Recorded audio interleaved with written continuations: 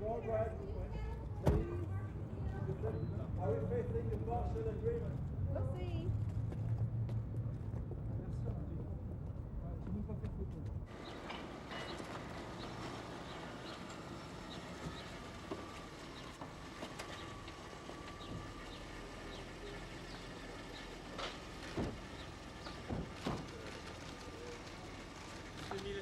Monsieur le Président. Yes, please.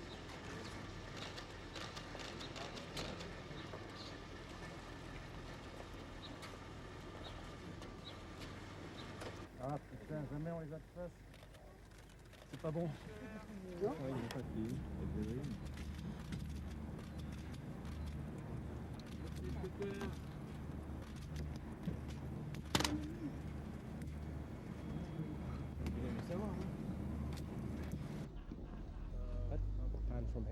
Situation inside are in one way they are working very hard. That things and giving me some impression that will be some deal. Put me in a position that I'm very optimistic today, and at last the world will be not oriented to blame Albanians for all the failure. We haven't come here to put in bad position the international community. We came here to work for peace in Balkans, and we try to achieve that. Hopefully, the ball of the game will be on the Serbian side.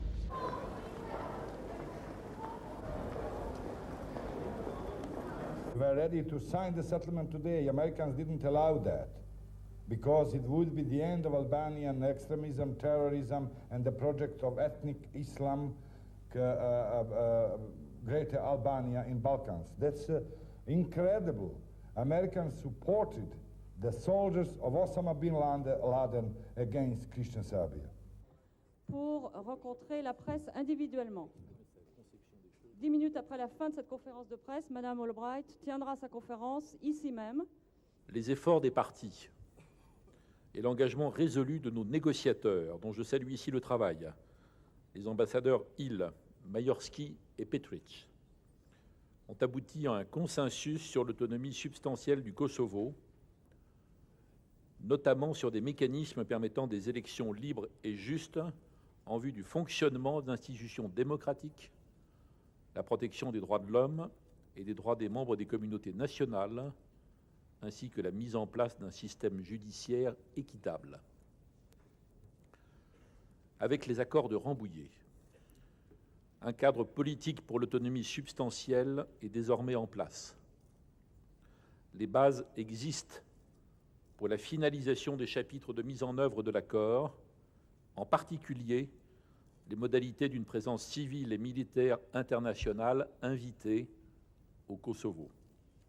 But the answer to your question is no. Today we have not got agreement on such a military force. That would form part of the discussion on implementation, which will be part of the conference that will commence on March the 15th, somewhere elsewhere in France. Decisions by NATO, which were taken following the October package, remain in force and remain there, and the preparations by NATO are more advanced than they were last October. And that remains an integral part of the October deal, and I would urge Belgrade to remember and to recall that. As Hubert has already said, we have received letters from both delegations here. The delegation from the Kosovar Albanians says that the delegation understands that it can sign the agreement, but it wishes 2 weeks of consultations with its people first. The letter from the Serbian side commits itself to substantial self-government of Kosovo and gives their commitment to be present on March the 15th to discuss its implementation with an international presence, looking at how we implement this agreement. So yes, we have received very substantial measure of agreement. We do not have the signatures that we would anticipate would take place either before or at the conference on March the 15th. And we will certainly be supporting both delegations in saying to both sides when they return that this is a good deal for both sides. They would be wise to take it.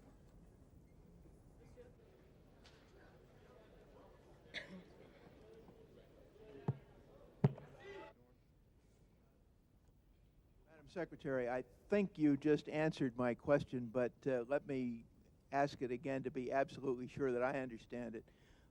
if the Serbs do not accept the military chapters of this agreement when the conference resumes in 3 weeks, are they liable to be bombed? Let me just say this, that as we assess what is happening, you know, the way that I laid out the various scenarios, it was going to be, you know, if one side said no and the other side said yes.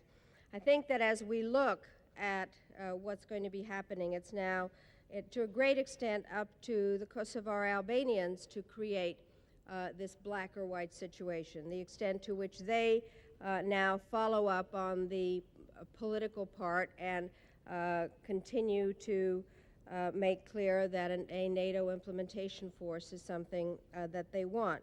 But let me also say that I believe that the linkage of force and diplomacy, as we have described it now so many times, did in the end move this process forward. I think it's important to remember that the threat of the use of force is often useful in diplomacy, and it is a tool and not an end in itself. A piece of paper without the other half. Is that still your opinion?